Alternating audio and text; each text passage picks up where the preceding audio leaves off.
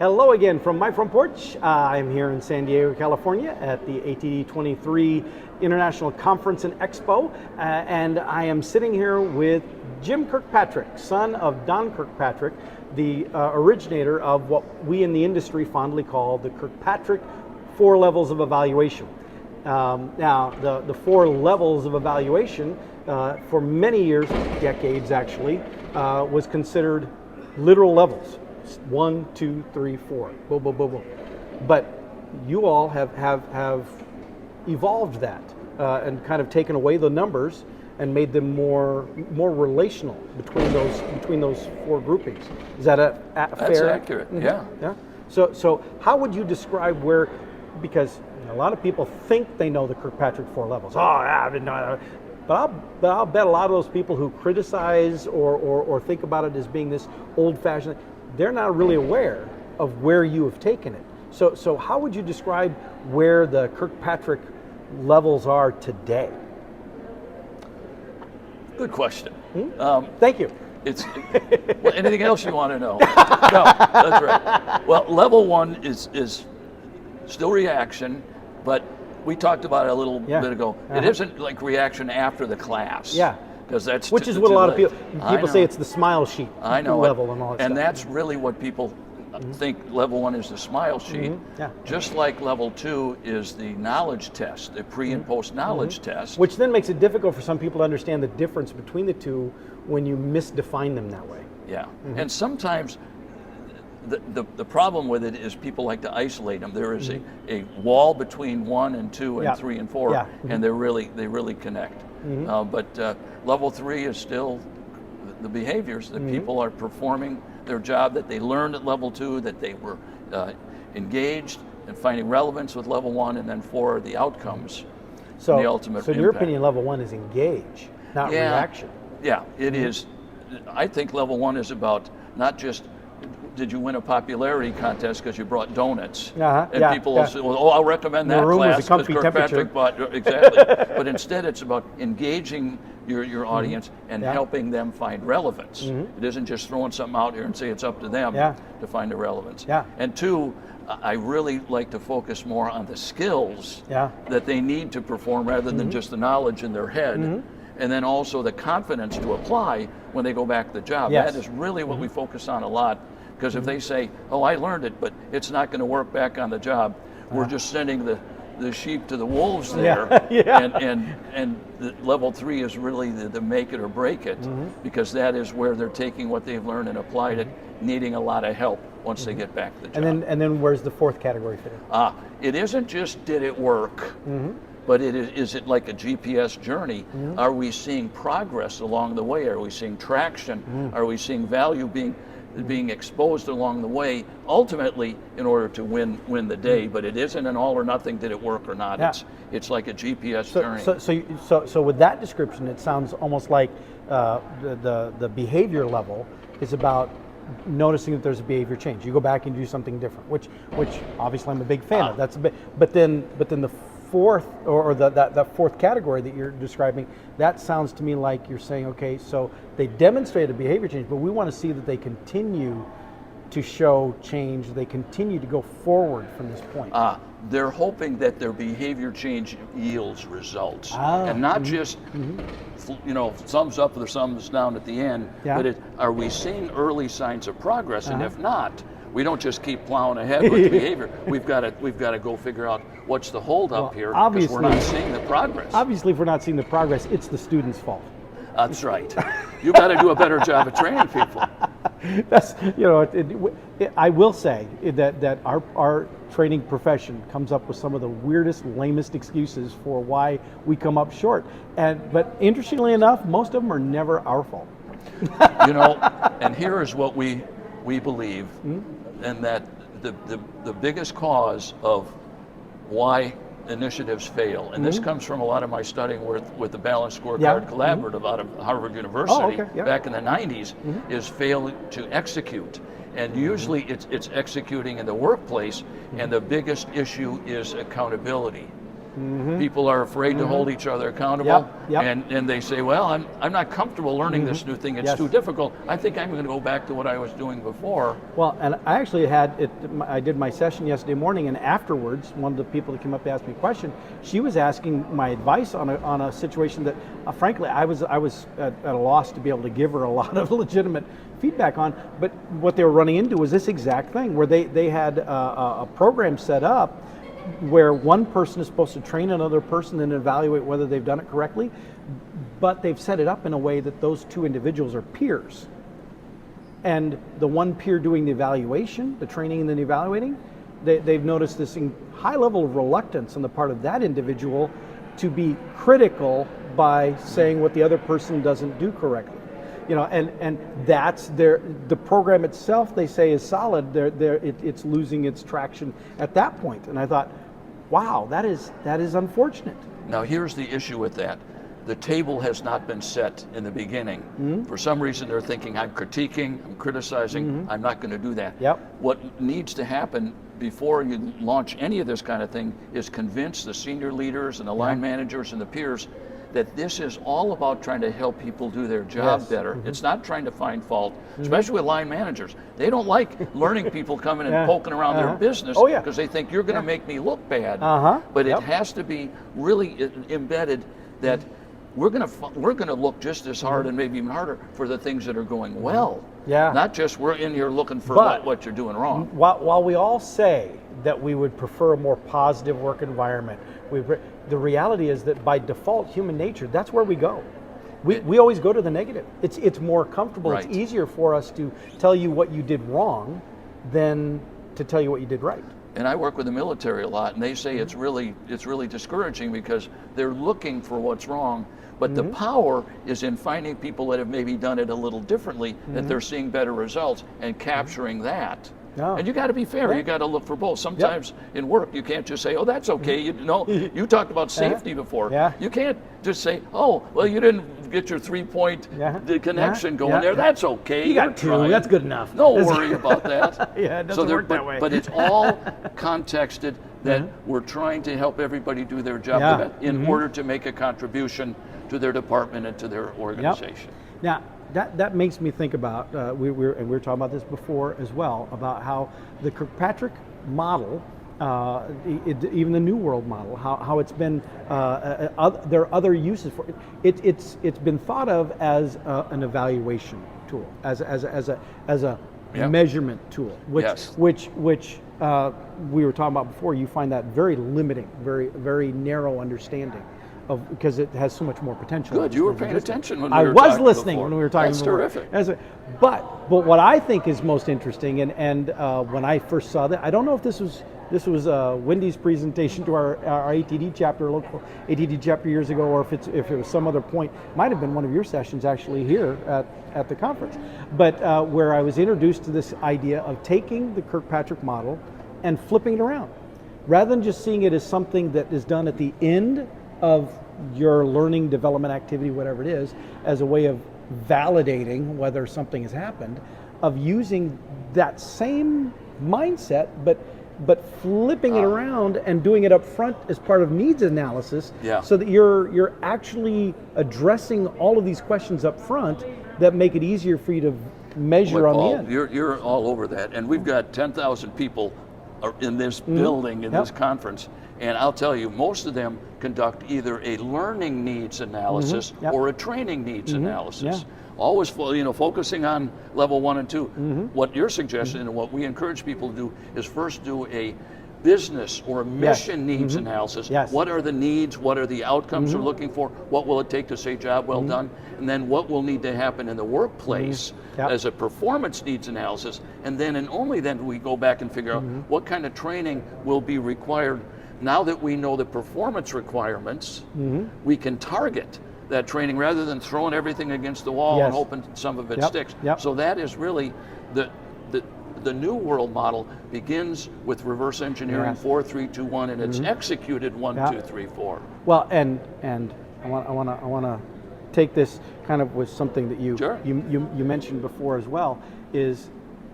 No, I'm not going to, because I just lost my train of thought. darn, it was a really good thought. That's a level 2 issue. I think we can work on that. I think that's an old age issue. I think that's a human issue. Oh man. That's okay. But see, I was actually being an active listener. I was listening to what you were saying. I had this thought, but then I didn't hold on to the thought. Okay. But you know what? You did a good thing, because we've had conversations with certain professionals. One I mentioned, Stephen Covey, is saying we need to be better listeners because we're so busy trying to peddle our wares. Yep. Oh, we've got upskilling. You should see our new competency model. You should see all these new things that we have. We haven't even earned the right to be trying to convince you as a senior leader. This will be helpful to you. Yes. And so you were doing just the right thing. So you lost your train of thought. You'll pick it up later. But mostly, I trust you that you were listening to me. Yeah, and then I'm going to listen to you later. And sometime, long after this video is done, and we've gone our separate ways, I'm going to be walking down the hallway and go, oh, I know what it was. And then I'm going to be kicking myself because that would have been so great. Well, then email me and tell me what it was. Because now it's going to bother you too. No, you were listening. That's the main thing. So speaking of listening, for the benefit of everybody listening as well, you've now been in this profession for a while. And I mean, you were raised in it because of your dad. That's right. Stuff. So, we talk about where we are today with these things and what's happening and how even the Kirkpatrick model has evolved and is more responsive to the times as they continue to change and what the needs are. But where do you see it going tomorrow? Where do you see us going? From this point forward? I can tell you where I hope it goes. Okay. I was walking around the expo hall. Yeah. And I noticed that a lot of the words are upskilling and skills and competencies and all that. The majority I saw were that, but I saw some that had to do with performance, that had to do with execution, that had to do with building relationships with line managers, supervisors, and senior leaders. That's where it needs to go. Not just the Kirkpatrick model, but that's what ATD, that's what our whole industry of learning needs to go. We need to become learning and performance professionals, not just learning professionals, because that is seen as a cost center.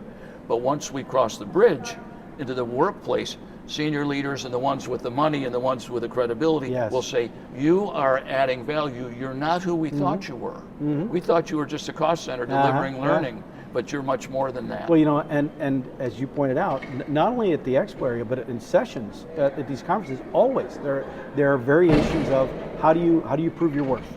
How do you ensure that the company values you? And what you just described, that's the heart of how you do that. But the key there is they're always saying, prove your value. What's the evidence that you're contributing to the bottom line? I'll tell you, there will be very little evidence if you're just relying on people sitting in a classroom, whether it's virtual or not. The execution of what they've learned in those classrooms is going to be where the value comes from. And what I'm asking people to do, I'm asking you to do, is to morph yourself into more than just a learning professional, but a learning and performance professional. Spend time on the other side of the bridge, the workplace and the workforce, because that is where the power comes. That is where the value comes. I like that. Is through the execution. And whatever you can do, and every one of you can do that to some degree. It may not be in your job description, but be thinking and talking the language of the business, not the language of learning, because the senior leaders and line managers are going to go, you don't relate to us. Well, and you were talking before about setting the objective, the business objective. Sure. We in the training profession, we love our learning objectives. But the reality is, my experience has been, most of the business people work with, they could care less. They don't care what learning objectives. Learning objectives are good for us. But you're right. But they want to know, what are you doing for the business? What is the business objective you're connecting to? With that, Paul, is they have competency models, and a lot of organizations are competency based, but sometimes those competencies are worn out. And the way that things are changing so quickly, what needs to happen is the competencies need to match up to the performance needs that have changed over time. I work a lot with the military, and the things are changing, quickly in the world, and the performance gaps and the performance needs are changing, and those competencies need to be aligned with those, rather than the tail wagging the dog saying, you're not following our competency model over there. Well, maybe the competency model doesn't follow reality. See, that is exactly what it is. Yeah. It is. So I'm all for competencies as long as they're aligned with performance needs. Well, and okay, so there's this P word that keeps coming up. That I've been big. In fact, we evolved my title at Baker from head of training to head of development, because we wanted to emphasize that I and my team, we don't train the on the job work skill for the people, but we create the programs and guide people through the more in-depth, robust development of who they are. But in conversation here with Jim today, not just here, but prior to this, he's emphasized this P word, performance. Now, do you have a business card with you? Because I want to change it to... It's in my bag over there. Okay, well, we'll get it later. Learning, development, and performance. Learning, development, and performance. Because development is still getting there. It is. You're almost there, but you've made a good step. Close, so close. Give me all your cards, and I'll just add that word to all of them. Pencil that in. It gets a little long, but that's all right. But this, to me, that's a big deal because obviously I'm big about structured on the job training, and the reason that I'm big about that is because I don't believe classroom instruction has a place in teaching some basic skills, but I don't believe anyone knows how to do something because they sat in a classroom. They know how to do it because they went out and did it, but preferably in a guided way, because people say, practice makes perfect. No, practice makes bad habits. Perfect practice makes perfect. Good. And you only have perfect practice if you've predetermined what that practice is going to look like. You have some guidance around that. And so that's my mindset with structure on the job training. But the whole point of that is to lead them to you being able to see that they're doing it correctly, that they're demonstrating competency on the job, which circles all the way back around to this P word, performance. And it's not about the development, it's about can they perform. Not can they. Can they is two. Oh. Do they perform it? Thank you. See, that is such a common corrected. mistake. Well, that's all right.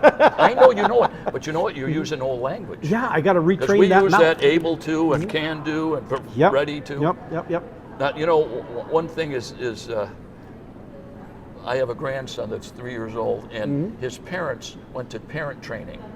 Oh. And they have two girls that are 9 and 6 and 9 and 6 and 3. So anyway, they went and they got a book on the parent training, and I have a picture of little Henry holding up that book with a smile on his face, saying, "If you think all you got to do is go to parenting class, I've got news for you." And then I have another picture that shows him laying on the top of the dashboard of the car, kind of with that look on his face, like, I'm going to throw everything I can at you. You better be learning and performing along the way, rather than just saying, I'm ready because I went to parenting class and I even have a book. Yeah. But you know what? A lot of it really is. I bet he got a certificate too when he completed. I'll get him a business card just like you have. Yeah. Do you want me to pass an air traffic controller test, a knowledge test, and be in the tower bringing into your plane? If you're going to be in the tower, I want you to know what you're doing. Yeah. Well, I pass a test though. Yeah. How's that? That's a fraction of what you need to know. But the other thing, a misconception about level 3 is that it is a 90-day survey, checking how's it going out there. A little, and people will not tell the truth, or they won't respond. Oh, everyone's worried about the response rate. Yeah. What level 3 really is the 89 days before that, where you are working to influence the behavior. So at that formal checkpoint at 90 days, where you're talking to people, you're observing things, you're doing a survey, you're going to have good news rather than no news or bad news. So that's a misunderstanding. Level 3 is not a 90-day survey. That's a small part of it, but it is the influencing the behavior before then, rather than just checking. You do realize that you just now crushed a whole bunch of training people out there who would like to brag that they do level 3 evaluation because they do a 90-day survey. And I'm telling you, they're kidding themselves. With all due respect. Well, but you're following tradition, you're following human nature. It's easy to do that. We've got the technology, but it just doesn't get the job done. Well, but that's circling back around to where we're at here at the ATD conference. That's one of the things that I value about coming to, and not even specifically just the international conference, though I like this because it is this time where all these people get together. But also, it is the time where any of these kind of ideas have an opportunity to be challenged, to be vetted, to be tested, and personally, I find that very enriching. Yeah, and there are sessions out there that are talking about make sure you cross the bridge, spend time on the other side, seeking to understand before you seek to understand. And those are the ones that will help with all the power of the other things that you're learning that are absolutely essential. All right. Well, we're going to wrap this up because our time is waning. It's been a pleasure. Thank you, Jim, for taking the time to chat. My pleasure. Always, I love hearing because you have this opportunity to see the world of perspective. A lot of us that are in the trenches doing stuff, we don't see. And so I always value the insights you're able to bring with what we do. And I want you to know that I'm not just trying to be a Mr. Know-It-All and critical. I'm really talking from those people that have done it right, and I'm really trying to encourage you to do those kind of things rather than be He's critical. Not trying to be Mr. Know-It-All, he just is. Oh. No, I'm kidding. I get around a lot, that's true.